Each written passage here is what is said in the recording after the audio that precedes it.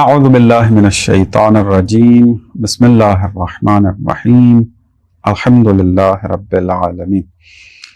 ہماری گفتگو تاریخ علم اصول میں چل رہی ہے اور ہم مدرسہ حلہ کو ختم کر چکے ہیں کہ مدرسہ حلہ میں کون کون سی بڑی شخصیات تھیں اور بعض کون کون سے موضوعات تھے۔ مختصر اس کے اوپر تبصرہ کیا، وقت کی کمی کی وجہ سے بہت ساری چیزیں جو ہیں وہ چھوڑ دی اس میں ہم نے۔ مثلا تہذیب الوصول جو ہے اس کے ہم نے جو خاکہ تھا اس کو بیان نہیں کیا تھا، درست ہے۔ تہذیب الوصول یہ علامہ حلی کی جو ہے وہ اہم ترین کتاب تھی۔ اس کے تقریباً جو ہیں وہ 12 مقصد ہیں، یعنی 12 ابواب پر ہے۔ پہلا مقصد اس کا جو ہے وہ علم اصول کے مقدمات، تعریف اور موضوع پر ہے۔ اس کے بعد دوسرا جو مقدمہ ہے وہ احکام شرعیہ کی اقسام جو ہے اس کے اندر ہے، اور پھر حسن و قبح کا اس کے ساتھ کیا تعلق ہے اس کے ساتھ بحث کی گئی ہے، اور مقصد سوم اوامر و نواہی کے بارے میں ہے۔ ایک ہی باب میں اس کو جمع کیا۔ علامہ حلی نے یہاں پر اہل سنت کی جو آراء ہیں ان کو بھی پیش کیا اور تنقیدی جائزہ لیا اس کا۔ چوتھے اور پانچویں مقصد کے اندر عام و خاص، مجمل و مبین کی بحث کی اس میں، اور چھٹے مقصد میں افعال معصومین جو ہے اس کے متعلق بحث ہے کہ جس کے ضمن میں اخبار اور روایات کا ذکر بھی آتا ہے۔ یہ والی جو ہے بہت سی مباحث آج کل اصول کی بجائے علم درایا اور علم رجال میں بحث ہوتی ہے، جو جناب علامہ حلی نے چھٹے مقصد میں افعال معصومین کے ذیل میں بحثیں کی ہیں۔ ساتواں مقصد نسخ کے بارے میں ہے۔ چھٹا مقصد جو ہے وہ اجماع کے بارے میں ہے کہ نہایت مفصل ہے، اور یہ 8واں مقصد خود 13 فصل پر مشتمل ہے۔ 13 فصول، 8واں مقصد جو ہے تفصیلی ترین چیپٹر ہے یہ تہذیب الوصول کا۔ اور 9واں مقصد جو ہے وہ خبر واحد کی حجیت کے بارے میں ہے۔ 10واں مقصد قیاس کے اوپر ایک مفصل باب ہے، اس میں اہل سنت کی آراء کو نقد کیا گیا ہے۔ قیاس منصوص العلہ، قیاس مستنبط العلہ، قیاس اولویت، ان کی مکمل تشریح ہے کہ جب آپ اصول پڑھیں گے تو ان ساری اصطلاحات کو آپ پڑھیں گے تفصیل کے ساتھ۔ یہ جو خبر واحد حجیت کے ہیں، ہاں، دوسرے والے یہ خبر واحد کی طرف ہے، موفق الصدور نہیں ہے۔ 11واں مقصد ان کا تعادل و تراجیح ہے کہ جس میں تعارض ادلہ کی بحث کی جاتی ہے۔ اس میں اس کو 3 فصلوں میں تقسیم کیا ہے، قاعدہ اولیہ، قاعدہ ثانویہ اور مرجحات، یعنی یہ 3 عنوان بنا کے 3 فصول اس کی بنائی گئی ہیں۔ محقق حلی کی معارج میں اس پر مستقل باب نہیں تھا، لیکن علامہ حلی نے بنایا ہے یہ جو تعارض ادلہ والی جو بحث تھی، بلکہ اسے خبر واحد کے ذیل میں بیان کیا تھا، لیکن علامہ نے اسے باقاعدہ ایک الگ مقصد میں بیان کیا ہے۔ 12واں مقصد جو ہے وہ اجتہاد و تقلید کی بحث کے بارے میں تھا۔ یہ جو ہے وہ علامہ حلی کی تہذیب الوصول کے حوالے سے تھا کہ کل وقت کی کمی کی وجہ سے اس کو تیزی سے گزار دیا تھا، میں نے جلدی جلدی اس کی طرف اشارہ کر دیا ہے۔ اب آتے ہیں اگلا جو اب مدرسہ تشکیل پاتا ہے وہ ہے مکتب مدرسہ جبل عامل۔ اس کے اوپر جو ہے وہ ڈسکس ہوتی ہے۔ فخر المحققین جو علامہ حلی کے بیٹے ہیں، ان کے بعد ایک سلسلہ جو ہے وہ شروع ہوتا ہے جبل عامل کے اندر۔ بعض مؤرخ کہتے ہیں کہ جبل عامل کی طرف جانا، یعنی علمی مرکز کا حلہ سے جبل عامل کی طرف جانا، یہ 2 الگ مکتب نہیں بناتا، بلکہ فقط جغرافیائی تبدیلی ہے، درست ہے۔ مثال کے طور پہ قم کا ایک مکتب اور مدرسہ ہے، قم والے کیا کریں، وہ شفٹ ہو جائیں مثلا کسی اور جگہ کے اوپر۔ بعض مورخین کہتے ہیں کہ یہ جو شفٹنگ جغرافیائی ہے، مکتب کی نہیں ہے، کہ ایک مکتب سے دوسرا مکتب نہیں بن رہا، لیکن بعض فرماتے ہیں کہ نہیں، یہ ایک الگ مکتب ہے کہ تھوڑی تبدیلیاں جو آئی ہیں وہ ڈسکس ہوگی اس کے اوپر. وہ تبدیلی ان کو بنیادی طور پر جدا کر دیتی ہے مدرسہ ہلہ سے. تسلسل مدرسہ ہلہ کا ہے لیکن اس کے اندر کچھ جدید چیزیں ہیں کہ جو جبل عامل کو ممتاز کرتی ہیں. تو لہذا ہم فقط اس کو جغرافیائی تبدیلی نہیں سمجھیں گے, ہم اس کو جو ہے وہ ایک مکتب کے عنوان سے, مدرسے کے عنوان سے جانیں گے. اور اس مکتب یا مدرسہ جبل عامل کے بانی کون ہے؟ شہید اول فخر المحققین ہے نا. فخر المحققین ختم ہو گیا, مدرسہ ہلہ تک تھا وہ, اب ہم نے جبل عامل شروع کیا. شہید اول کی پیدائش جبل عامل کے علاقہ جزین میں ہوئی ہے.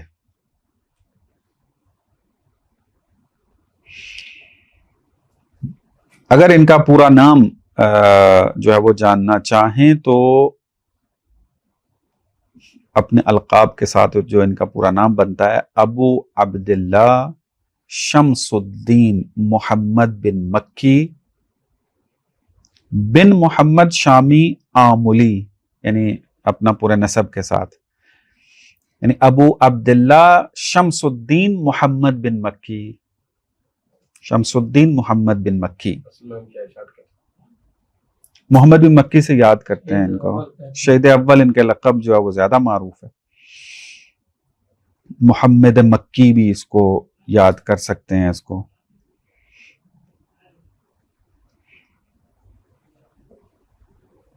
خود یہ ان کا پورا نام تھا, اور جزین کے علاقے میں, یہ جبل عامل کے جزین کے علاقے میں پیدا ہوئے تھے. جبل عامل جو ہے وہ ایک شہر نہیں بلکہ ایک وسیع علاقہ تھا جس کا بیشتر حصہ جو ہے موجودہ لبنان ہے, کچھ حصہ شام کا بھی اس میں شامل ہے. یعنی یوں ہے, ایک شہر نہیں تھا, یعنی مثال کے طور پہ لبنان نا, لبنان بھی شامل ہے موجودہ, اور شام کا کچھ حصہ بھی جو ہے وہ شامل ہے جبل عامل. اور یہ علاقہ جو ہے وہ شیعہ نشین تھا, رہا ہے یہ. شہید اول نے اپنی بلوغت کے اوائل میں ہی عراق جو ہے سفر کیا, اور وہاں فخر المحققین کے درس میں شریک ہوئے, ان کے شاگرد بنتے ہیں فخر المحققین کے. یہاں پر ایک تذکرہ کرنا ضروری ہے, استاد بعض جو ہیں وہ اس کی طرف توجہ دلاتے ہیں. بعض اوقات تاریخ نویسوں نے غلطی کی ہے کہ کہا ہے کہ جناب شہید اول جو ہیں علامہ ہلی کے شاگرد بھی رہے ہیں. یہ تاریخی اعتبار سے درست نہیں ہے. کیوں؟ علامہ ہلی کا انتقال 726 ہجری میں ہوا ہے, اور شہید اول جو ہیں 734 میں پیدا ہو رہے ہیں. تو علامہ ہلی کی شاگردی جو ہے وہ بالکل معقول نہیں بنتی ہے. شہید اول نے جو ہے وہ فخر المحققین اور علامہ ہلی کے شاگردوں سے کسب فیض کیا ہے. بس اگر کہیں پر غلطی سے کوئی اس طرح کی بات لکھی, یا تو فخر المحققین کو علامہ ہلی بنا بیٹھے ہیں, یا مثلا جو ہے وہ تاریخ صحیح طریقے سے نقل نہ ہوئی اور وہ سمجھ بیٹھے کہ شاید علامہ ہلی کے شاگرد رہے ہیں. عراق میں تعلیم مکمل کرنے کے بعد 27 سال کی عمر میں شہید اول دمشق چلے جاتے ہیں. اور اچھا, پھر ہمارے علماء کی ایک عجیب روش بعض اوقات ہوتی ہے یہ کہ جبل عامل شیعہ نشین ہے, اور وہاں پر اگر رہتے, تدریس کرتے رہتے تو ایک مقام مل جانا تھا ان کو. مثلا ہلہ دوبارہ چلے جاتے, ہلہ ظاہر سی بات ہے ایک مرکز شیعوں کا رہا ہے اور ہے بھی, وہاں جا کے مرجعیت کے مقام پر فائز ہو سکتے تھے. لیکن یہ ہلہ نہیں گئے بلکہ کہاں چلے گئے ہیں؟ دمشق میں. دمشق میں مشکل کیا ہے کہ وہ جو ہے کٹر اہل سنت کا گڑھ ہے, یعنی شدت پسند اہل سنت کا ایک گروہ وہاں پر موجود ہے. بہرحال یہ بعض علماء جو ہیں اپنی شرعی ذمہ داری کا احساس کرتے ہوئے ایک علاقے میں جا کر, سخت علاقوں میں جا کے دین کی تبلیغ کرتے ہیں. اس کا اثر بھی ہوتا ہے پھر بہت سارا. شہید اول کے جو ممتاز شاگرد ہیں فاضل مقداد، بہت بڑا نام ہے ان کا، فاضل مقداد، علم کلام میں بھی انہوں نے کتابیں لکھی ہیں، فقہ میں بھی انہوں نے کتابیں لکھی ہیں۔ ان کی ایک مشہور کتاب ہے فاضل مقداد کی، کنز العرفان فی فقہ القرآن، فاضل مقداد کی۔ یہ فاضل مقداد جو ان کے شاگرد تھے ممتاز، بیان کرتے ہیں کہ دمشق میں شہید اول فقہ شافعی پر اس قدر عبور رکھتے تھے کہ مقامی علماء انہیں شافعی سمجھتے تھے کہ یہ ہمارا شافعی فقیہ ہے، یعنی تسلط تھا ان کو مختلف مذاہب اہل سنت کے اوپر، اور ان کے مطابق فتویٰ دیا کرتے تھے۔ وہ اپنے عمومی دروس میں دیگر مسالک کو، جیسے حنبلی ہے، حنفی ہے، شافعی ہے، ان کی آراء کے ساتھ ساتھ پھر کیا کرتے تھے، نہایت حکمت سے فقہ جعفری کو بھی ایڈ کر دیتے تھے کہ مثلا ایک رائے فقہ جعفری کی بھی پائی جاتی ہے۔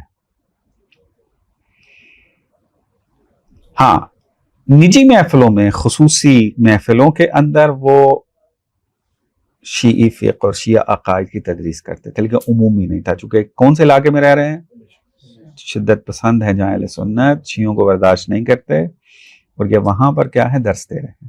ظاہری انہوں نے رکھا ہوا ہے اپنے آپ کو ایک اہل سنت کے فقہا میں سے ہیں، لیکن ساتھ ساتھ وہ تشیع کی ترویج کر رہے ہیں، تبلیغ کر رہے ہیں، اور اپنے شاگرد جو ہے وہ تیار کر رہے ہیں۔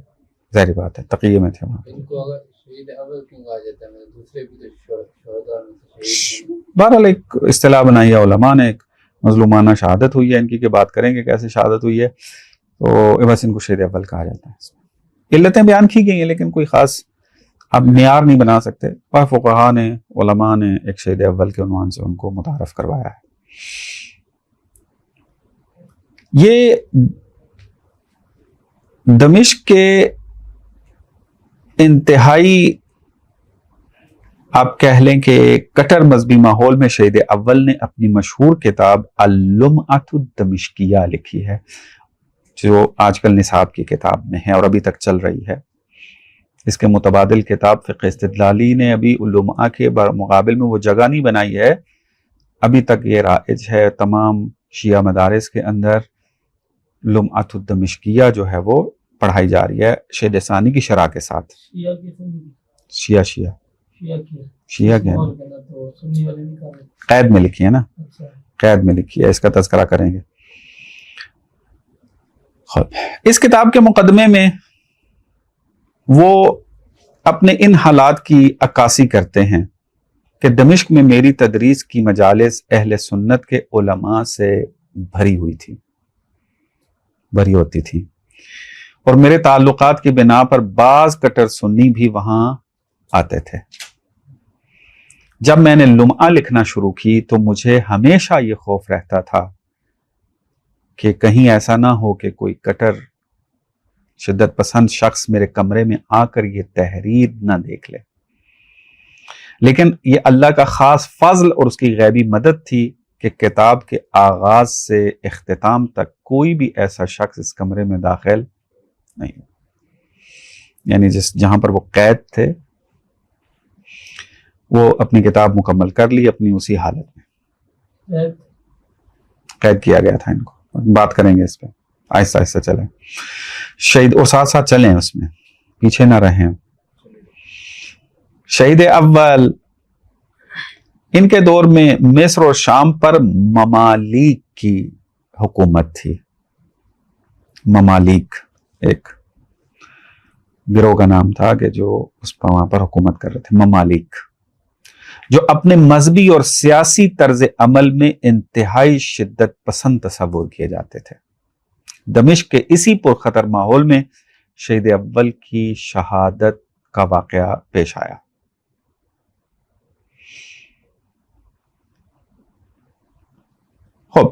کیسے شہید اول کی جو ہے وہ شہادت ہوتی ہے، چونکہ یہ تھوڑا سا درس اور عبرت والی ہے، اس کو تھوڑا سا ذکر کرتے ہیں تاریخچے کے عنوان سے، چونکہ لمعہ پڑھائی بھی جاتی ہے شہید اول، اگرچہ تاریخ فقہ کے اندر جو ہے اس کے اوپر تھوڑا زیادہ ڈسکس کی جائے، لیکن تاریخ اصول ہے، بالآخر شہید کا تذکرہ ہو رہا ہے، اس پہ تھوڑی جو ہے وہ بات کر لیتے ہیں۔ شہید اول کے خلاف سازش کا آغاز خود ان کے شاگرد سے ہوا، شیعہ شاگرد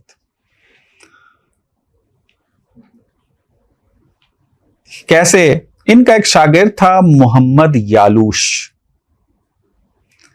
یہ ایک کرد طالب علم تھا، شہید اول کے عمومی دروس میں بھی شریک ہوتا تھا اور خصوصی درسوں میں بھی شریک ہوتا تھا۔ شہید اول کے پاس ایک کتاب تھی جس کتاب میں سحر اور جادو کے قواعد بیان ہوئے تھے، اور شہید اول نے اس محمد یالوش کو دی وہ کتاب کہ اس کو جا کے ضائع کر دو، لیکن یالوش نے وہ کتاب ضائع نہیں کی، اس کتاب کو پڑھا، ریاضت کی، جادو سیکھا، اور جب وہ یہ غیر معمولی اور طلسماتی حرکتیں سیکھ گیا تو اب عوام کے سامنے جو ہے وہ ظاہری بات کرتب کرنے لگ گیا۔ اب لوگ تو متاثر ہوتے ہیں، بڑا پونچی شخصیت ہے، اس طرح ابھی بھی ہے، ہمارے پیر جو ہیں بعض اس طرح کی غیر معمولی حرکات سیکھتے ہیں اور پھر جب وہ پیش کرتے ہیں اپنی ان حرکات کو، اگلا بندہ کہتا ہے بہت پونچی شخصیت ہے، کیا بات ہے جناب۔ وہ اس نے اپنی پیری مریدی کا سلسلہ بنا لیا، اور عوام جو ہے ان چیزوں کے اندر بہت زیادہ جو ہے وہ کرتی ہے۔ اب جب شہید اول نے یہ چیز دیکھی تو شہید اول نے منع کیا، غلط کام کر رہے ہو، نہ کرو اس کام کو، لیکن توجہ دلانے کے باوجود جو ہے اس نے نہ ہٹا، اور یالوش نے کیا کام کرنا شروع کر دیا، اس نے آہستہ آہستہ کہا کہ امام زمانہ سے میرا براہ راست تعلق ہے۔ ظاہر بات غیر معمولی حرکات کر رہا ہے تو عوام متوجہ بھی ہو جائے گی نا، وہ کہہ دے کہ شاید یہ جو اس طرح کے کرامات دکھا رہا ہے، معجزات جو ہیں وہ دکھا رہا ہے، تو حتماً جو ہے وہ امام سے اس کا رابطہ، خصوصی عنایات کے اس نے دعوے کیے۔ یہ باز نہ آیا شہید کے متوجہ کرنے کے باوجود، تو شہید اول نے اس کے ارتداد کا فتویٰ دے دیا، ارتداد، مرتد ہو گیا یہ۔ شہید اول اور ان کے قریبی جو اہل سنت علماء تھے، انہوں نے، چونکہ شہید اول تو اہل سنت بن کے جی رہے ہیں نا، تو اہل سنت بھی ان کو اپنا سمجھتے ہیں، تو شہید اول نے جب مرتد ہونے کا فتویٰ دیا تو اب علماء نے حکومتی اداروں کے ساتھ مل کر اس فتنے کی سرکوبی کی، جس کا نتیجہ یہ نکلا کہ یالوش مارا گیا۔ اب پیر مر جائے اور مرید پھر جو ہے وہ پیچھے ہٹ جائیں تو نہیں ہو سکتا پھر اس میں۔ اب ہوا یہ کہ یالوش کے جو بچے کچھ مرید تھے اور یوسف بن یحییٰ اموی، یہ آپس میں مل کر شہید اول کے خلاف انہوں نے ایک انتقام جوئی کی تحریک شروع کی کہ ہم نے جو ہے اس کا اب انتقام لینا، چونکہ شہید اول کی وجہ سے ہوا، فتویٰ دیا ہے۔ کیا انہوں نے مختلف ہتھ کنڈے استعمال کیے۔ انہوں نے اپنے کچھ افراد کو عام طلباء کے روپ میں شہید اول کی نجی اور خفیہ مجالس میں بٹھایا، چونکہ یالوش تو ان کا شاگرد تھا نا، ان کو تو پتا تھا اس بات کا، اور پھر جب اس نے نیچے تربیت کی، ان کو بھی پھر یہ چیزیں معلوم تھیں، تو انہوں نے پھر طالب علموں کے روپ میں جو ہے وہ بندے بھیجے۔ ان جاسوسوں نے کیا کیا، شہید اول کی نجی افکار جمع کیے، جو یعنی مکتب تشیع کے اوپر جو وہ تدریس کر رہے تھے اس کے اوپر انہوں نے استنادات اکٹھی کی، ثبوت اکٹھے کیے، اور تقریباً 70 افراد نے گواہی دی ہے جو معلومات اور اسناد اکٹھی کی تھی کہ یہ درست ہے، عدالت میں جا کے حکومتی نمائندوں کے سامنے، اور ان میں وہی شیعہ تھے اور یہی افراد۔ شہید اول کے خلاف مقدمہ جو ہے وہ انتہائی پیچیدہ بھی اس اعتبار سے تھا، چونکہ اہل سنت کے ساتھ رہے ہیں، تو اعتدال پسند اہل سنت علماء پسند کرتے تھے ان کو، تو ان کا خاصا اثر و رسوخ بھی تھا. انہوں نے بڑی کوشش کی کہ ان کی پھانسی کے احکامات کو رکوایا جائے, حکم کو رکوایا جائے. تو 1 سال تک یہ قید میں رہے, یعنی پھانسی نہ ہوئی. چونکہ اہل سنت علماء جو ان کو پسند کرتے تھے وہ کسی طریقے سے چاہ رہے تھے کہ یہ شخص بچ جائے. لیکن بالآخر شام کے حاکم کے دباؤ کی وجہ سے اور اس خوف سے کہ دمشق اور جبل عامل میں شیعیت فروغ نہ پا جائے, قاضی برہان الدین مالکی نے حتمی فیصلہ سنا دیا. قاضی برہان الدین مالکی نے. اب حکومت نے ایک ہتھ کنڈا استعمال کیا خوف و ہراس پھیلانے کے لیے, تاکہ شیعیت جو ہے وہ نہ پھیلے, شیعیت نہ پھیلے. وحشت ایجاد کرنے کے لیے انہوں نے سب سے پہلے شہید اول کی گردن کاٹی, پھر ان کے جسد خاکی کو سولی پر لٹکایا, اس کے بعد ان کے جسم کو سنگسار کیا, اور آخر میں ان کے جسم کو نظر آتش کر دیا گیا. یعنی اتنی مظلومانہ جو ہے وہ ان کی شہادت ہوتی ہے. خوب یہ تھی, اور یہ 52 سال کی عمر میں شہید ہوئے ہیں, 52 ایج کے تھے. درمیان میں وہ لکھی یہ جو قید میں تھے, اس قید میں انہوں نے اللمعۃ الدمشقیہ لکھی ہے, سال کے اندر, ہاں چند مہینوں میں لکھی ہے. وہ کتنے عرصے پڑھتے ہیں؟ وہ شہید ثانی کی شرح کے ساتھ پڑھتے ہیں تو وہ ضخیم بن گئی ہے, ورنہ خود کتاب بہت چھوٹی ہے. شرح وغیرہ کیوں کرتے ہیں کتابوں کی جب وہ لکھتے تھے؟ شہید اول نے کتاب وہ جو مختصر لکھی ہے نا انہوں نے, تو شہید نے ظاہر سی بات ہے, شہید کسی بھی فکر کو آپ نے زندہ کرنا ہو, کسی بھی فکر کو علمی مرکز کا توجہ بنانا ہو مرکز کے طور پہ, تو اس کے اوپر حاشیہ لگانا, شر لکھنا, یہ ایک رواج ہے. وہ خود ہی لگائے نا بندہ جنہوں نے لکھ رہا ہے, وہ تو اپنی فکر بیان کر کے چلے گئے نا, چلے گئے. اب بعد والوں نے اس کو اہمیت دینی ہے. اب اس کتاب کو مثلا اٹھائے, جیسے مثلا امام خمینی نے تحریر الوسیلہ لکھی فقہ میں, اپنے فتاوی کی کتاب, اور امام خمینی علمی مرکز میں ان کی علمیت کو ثابت کیا جائے, آیت اللہ فاضل انکرانی تحریر الوسیلہ کی شرح لکھتے ہیں, تفصیلی ترین شرح لکھتے ہیں, جس سے امام خمینی کے فقہی مبانی, اصولی مبانی کا وہ تذکرہ کرتے ہیں, اور یہ سارا چیز لے کر آتے ہیں. تو اس طرح ہوتا ہے, یہ ایک چیز ہے مدارس میں. خوب, اب یہاں پہ ایک سوال یہ اٹھتا ہے کہ شہید اول نے تو کوئی اصولی کتاب لکھی نہیں ہے, یہ تو فقہی ہیں, تاریخ فقہ میں بحث کریں. آپ جو ہے وہ اس کو تاریخ علم اصول میں لا کر ڈسکس کرنا شروع کر دیا ہے, یہ کیوں؟ اس کا جواب یہ ہے کہ درست ہے کہ شہید اول نے کوئی مستقل کتاب نہیں لکھی ہے, لیکن ان کی ایک کتاب ہے فقہی جو نامکمل رہ گئی, کتاب الذکرہ کے نام سے. جب اب لمعہ پڑھیں گے تو شہید ثانی نے شرح جو کی ہے, شہید اول کی مختلف آراء کو ذکر کیا, تو وہاں ان کے نام آتے ہیں, یا خود شہید اول بھی اپنی کتابوں کے نام ذکر کرتے ہیں, تو ان کے کتابوں کے نام آپ کو وہاں یاد ہو جائیں گے. ان کی ایک کتاب الذکرہ ہے, اس کے مقدمے میں انہوں نے 7 نکات ذکر کیے ہیں جو اصولی ہیں, یعنی اپنے اصولی مبانی کا تذکرہ کیا ہے. اور یہی مبانی پھر کیا ہے, مکتب جبل عامل کے فقہا کی پہچان بن گئے. ان میں سے ایک جو اہم نکتہ تھا وہ ادلہ اربعہ, یعنی 4 ادلہ, چونکہ عرض کیا کہ اختلاف رہا ہے کہ ادلہ کتنی ہیں, کتاب و سنت ہے فقط, کتاب و سنت و عقل ہے فقط, کتاب و سنت و عقل و اجماع ہے فقط, مثلا یہ اس طریقے سے اختلاف رہا ہے. تو شہید اول نے کتنی ادلہ بیان کی؟ ادلہ اربعہ. کہا کہ عقل, سنت, کتاب, سنت, اجماع اور عقل. عقل کا اضافہ کر دیا انہوں نے, اجماع تک تو پہلے بات چل رہی تھی, اب عقل کے اوپر جو ہے فوکس ہونا شروع ہوا. عقل کا اضافہ مکتب حلہ سے شروع ہوا تھا, لیکن یہاں اوج پر پہنچا. اس کو اگر تھوڑا سمجھنا چاہیں تو اس کو یوں بیان کر سکتے ہیں کہ علم اصول میں اس حوالے سے مختلف آراء پائی جاتی ہیں کہ آیا احکام شرعیہ کے استنباط میں عقل کا کوئی کردار ہے یا نہیں۔ مشہور قول کے مطابق عقل کے احکام عموماً ارشادی ہوتے ہیں۔ آپ علم اصول میں پڑھیں گے حکم دو قسم کے ہوتے ہیں، ایک ہے ارشادی اور ایک ہے مولوی۔ ارشادی حکم کیا ہوتا ہے؟ حکم ارشادی یعنی آپ کو متوجہ کرنا۔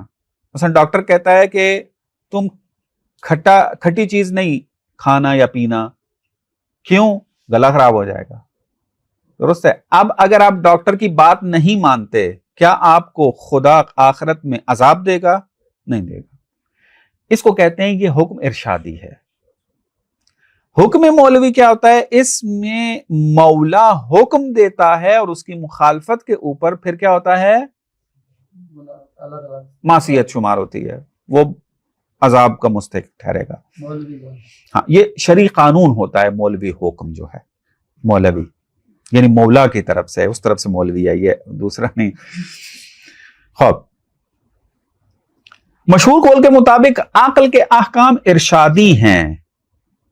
اگر آپ نے مولوی حکم حاصل کرنا ہے تو آپ کو روایات اور وحی کی طرف رجوع کرنا ہوگا۔ عقل مولوی حکم نہیں، وہ فقط ارشادی دیتی ہے، یعنی عقل کے احکام ارشادی ہوتے ہیں، یعنی وہ ہدایت کرتی ہے، توجہ دلاتی ہے، اس کا حکم مولوی نہیں ہوتا، یعنی اس کی مخالفت معصیت شمار نہیں ہوگی۔ غلط ہوگا، جیسے مثلا ڈاکٹر کی آپ کہنے پر عمل نہیں کریں گے تو لوگ مذمت کرتے ہیں آپ کی، لیکن اس کے لیے کوئی سزا نہیں ہے کہ مثلا آپ کو جو ہے وہ اتنا جرمانہ دینا پڑے گا، آپ کو مثلا جو ہے وہ سزا دی جائے گی، نا، ایسا نہیں ہے، درست ہے۔ تو عقلی احکام ارشادی شمار کرتے تھے مشہور اس وقت، اور مولوی اگر حکم حاصل کرنا ہے، شرعی حکم اگر حاصل کرنا ہے تو اس کی طرف کہا جاتا تھا وحی اور روایات کی طرف رجوع کیا جائے۔ لیکن آج کل جو ہے معاصر زمانے میں بعض علماء ایسے ہیں، یہ ایک بہت تفصیلی گفتگو ہے، میں فقط اشارہ کر رہا ہوں ایسے افراد کے لیے کہ جو اصول پہلے پڑھے ہوئے ہیں اور ان مباحث سے آشنا ہیں، تاکہ وہ پھر اپنے ان مطالعات میں ایک دفعہ دوبارہ رجوع کریں۔ معاصر علماء میں جیسے آیت اللہ جوادی آملی ہیں، وہ اس بات کے قائل ہیں کہ جس طرح روایات مولوی حیثیت رکھتی ہیں، یعنی حکم کے اندر، عقل کی حیثیت بھی مولوی والی ہے، جوادی عاملی کہتے ہیں، یعنی عقل کے احکام ارشادی نہیں ہیں فقط، درست ہے، مولوی حیثیت بھی رکھتے ہیں، یعنی عقل سے حاصل شدہ حکم شرعی حکم کہلائے گا۔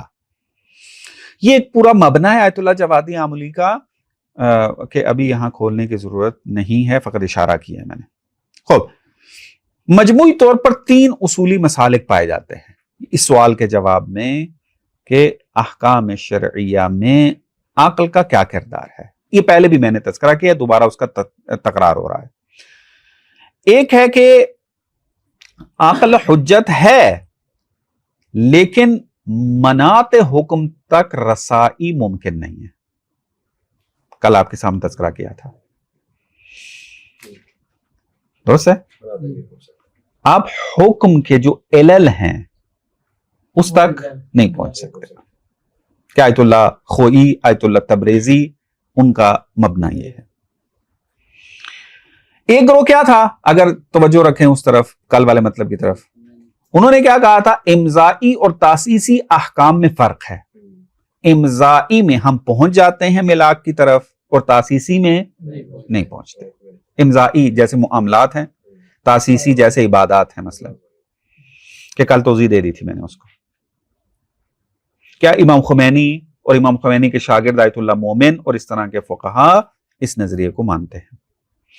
ایک گروہ ایسا تھا کہ جو کہتا ہے کہ نہ، تاسیسی اور امضائی دونوں قسم کے احکام میں مناط تک فی الجملہ پہنچا جا سکتا ہے، جس میں آیت اللہ مرتضی حائری ہیں اور جناب آیت اللہ جوادی آملی ہیں۔ شہید اول یہ کیوں بیان کیا؟ تاکہ بیان کریں گے شہید اول کا کیا نظریہ ہے۔ شہید اول کتاب ذکرہ کے مقدمے میں اسی تیسرے مسلک کے قائل نظر آتے ہیں۔ وہ عقل کو مطلق طور پر حجت مانتے ہیں، چاہے وہ تاسیسی احکام ہوں یا امضائی احکام ہوں، اگرچہ فی الجملہ ہے، یہ ذہن کے اندر رکھیں، بالجملہ کا کوئی فقی قائل نہیں ہے۔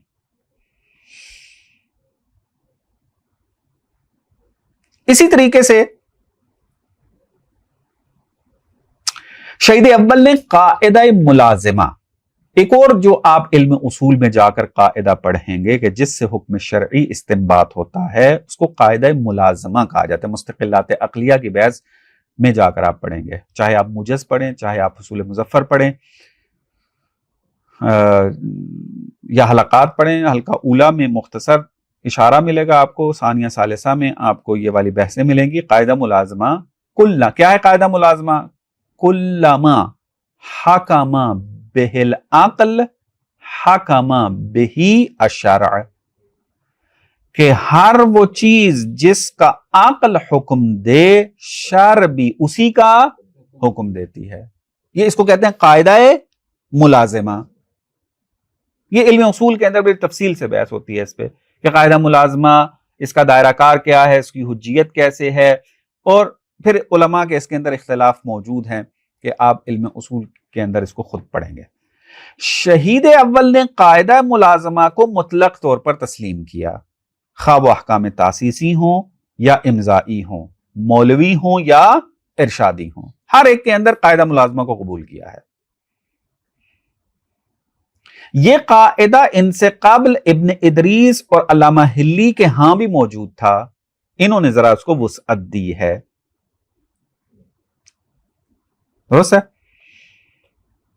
خوب، ایک اور اہم اصولی نظریہ شہید اول کا وہ یہ ہے کہ اگر فقہ کے مختلف موارد کے استقراء سے ایک عقلی یا عرفی قاعدہ ثابت ہو جائے اور اس کے مقابل میں کوئی خبر واحد موجود ہو تو اس قاعدے کو اہمیت حاصل ہے، خبر واحد کی تعویل کریں گے، اور اگر آپ خبر واحد کی تعویل نہیں کر سکتے تو پھر اس کو ترک کر دیں گے، اس قاعدے کو نہیں چھوڑیں گے۔ احکام میں بھی یہ قاعدہ جاری ہوتا ہے؟ کون سے؟ تو اصول ہی ہے نا، اصول کی بات ہو رہی ہے، اصول کی کہاں جا کے اپلائی ہونے ہیں؟ درست ہے؟ اب کیا ہے، شہید اول کی جانب سے قاعدہ ملازمہ کی تائید، مستقلات عقلیہ کی وسعت اور قاعدہ عامہ کے مقابلے میں خبر واحد کو ترک کرنے جیسے مبانی نے مکتب و مدرسہ جبل عامل کو عقل گرا جو ہے وہ مشہور کیا کہ یہ عقلیت پسند ہیں، عقل کے زیادہ قائل ہیں۔ اسی وجہ سے پھر کیا ہے، عقل کو بے عنوان منبع شامل کیا گیا۔ کیوں منبع شامل کیا گیا؟ کیونکہ عقل بھی مولوی حکم، درست ہے نا، منبع ہے۔ اگر ارشادی ہو تو پھر منبع نہیں ہے نا، وہ تو منابع فقہ میں کب شامل ہوگی؟ منابع حکم میں، کہ جب مولوی ہو، یعنی قاعدہ ملازمہ کو مکمل قبول کریں، اور اس طریقے سے شہید اول نے یہ کام کیا۔ اور اچھا، مکتب بغداد بھی عقل گرا تھا، عقل پسند تھا، یعنی عقل کو فقہ کے اندر ایک حیثیت دیتا تھا، لیکن جبل عامل کے اندر یہ فقہ کے اندر عقل کا کردار زیادہ ابھر کے سامنے آیا، یعنی بغداد سے بھی زیادہ تھا۔ اچھا، اس کے پھر بالکل متوازی ایک رد عمل سامنے آیا، وہ مکتب اخباری ہے، کہ ابھی ہم اخباریت کے بالکل نزدیک پہنچ گئے ہیں۔ اور یہ تحریک جو اخباریت تھی وہ نقل محور تھی، اور جبل عامل کیا تھا؟ نقل کو مانتا تھا لیکن عقل کو بے عنوان منبع قبول کرتا ہے، لیکن اخباریت عقل کو بالکل بھی فقہ کے اندر قبول نہیں کرتے، وہ 100% نقل پہ ہی انحصار ان کا جو ہے وہ وجود میں آتا ہے۔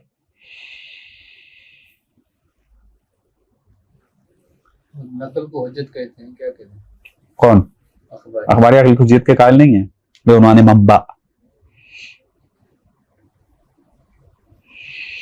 خوب، یہاں تک بات واضح ہوگی آپ کے لیے؟ خوب، اس کے بعد پھر کیا ہے، شہید اول، یہ تو بات واضح ہوگی ہمارے لیے کہ شہید اول کی علم اصول کی کوئی مستقل کتاب نہیں تھی، انہوں نے اپنی کتاب الذکرہ کا مقدمہ جو ہے وہ لکھا، اس کی وجہ سے ان میں چونکہ اصولی مبانی موجود تھے اور یہ اصول کے اندر پھر ڈسکس ہوتے ہیں، کیونکہ انہوں نے اپنے مبنے ذکر کر دیے تھے۔ شہید اول کے بعد اس مکتب فکر کو درج ذیل جو علماء ہیں انہوں نے اس کو آگے بڑھایا ہے۔ کون کون ہے؟ فاضل مقداد کہ جس کا میں نے تذکرہ کیا، وہ شہید اول کے اصولی مبانی کے قائل تھے۔ اس کے بعد دوسری شخصیت جو ہے سید بدر الدین کرکی، یہ فاضل مقداد کے شاگرد تھے۔ انہوں نے نئے اصولی مبانی کے ساتھ العمدۃ الجلیہ کے نام سے علم اصول کے ایک مستقل کتاب لکھنا شروع کی، جو شہید ثانی کے بقول نامکمل رہی اور ہم تک پہنچی بھی نہیں ہے، لیکن پتہ چلا کہ انہوں نے یہ لکھی ہے کتاب۔ پھر مکتب جبل عامل جو ہے وہ پھر کس کے ہاتھ میں پہنچا؟ صاحب معالم کے ہاتھ میں۔ صاحب معالم کا کیا نام ہے؟ شیخ حسن بن زین الدین۔ شیخ حسن بن زین الدین یہ شہید ثانی کے بیٹے ہیں۔ اب شہید ثانی کا چونکہ اصولی کوئی مکتب نہیں ہے تو اس وجہ سے ہم شہید ثانی پہ ڈسکس نہیں کر رہے ہیں، ان کو سکپ کر رہے ہیں، کیونکہ تاریخ فقہ میں شہید ثانی آئیں گے۔ تو اب مرحلہ کہاں پہنچ گیا؟ شہید اول سے ان فاضل مقداد سے کرکی کے بعد اب جو ہے وہ شہید ثانی کے بیٹے حسن بن زین الدین، جس نے ایک بہت مشہور کتاب لکھی معالم الاصول، کہ اصول فقہ شیخ مظفر سے پہلے رائج ہونے سے پہلے تک یہ مدارس کے اندر اصول کی پہلی کتاب کے عنوان سے رائج رہی ہے۔ شیعہ مدارس جہاں بھی موجود تھے پہلی کتاب کے عنوان سے معالم الاصول کو تدریساً پڑھتے تھے، شیخ مظفر سے پہلے تک۔ اور شیخ مظفر نے جب کتاب لکھی تو اس کے کتاب لکھے جانے کے بعد بھی یہ کافی عرصہ تک جو پڑھائی جاتی رہی، لیکن پھر بعد میں آہستہ آہستہ متروک ہو گئی وہ۔